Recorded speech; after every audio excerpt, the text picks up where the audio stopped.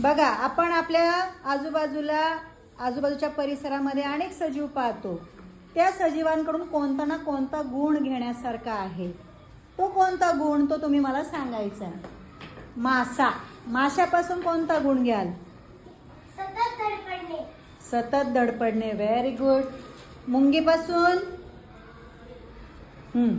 शिस्त पाळणे. शिस्त पाळणे. मधमाशी माहिती आहे? हनीबी. मधमाशीपासून काय शिकाल? सतत कामात मग्न राहणे. गुड.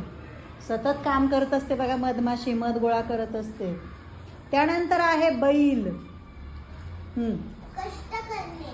कष्ट करणे. बैलापासून आपण शिकू शकतो कष्ट करणे. कोळी. चिकाटी. बरोबर, चिकाटीने आपलं काम करणे. त्यानंतर आहे चिमणी. संस्कार. स्वतःचं काम स्वतः करणे. Very good. गरुड. सांग शिंदे. उंच उंच जाणे. बरोबर, उंच उंच जाणे. गरुड झेप घेणे.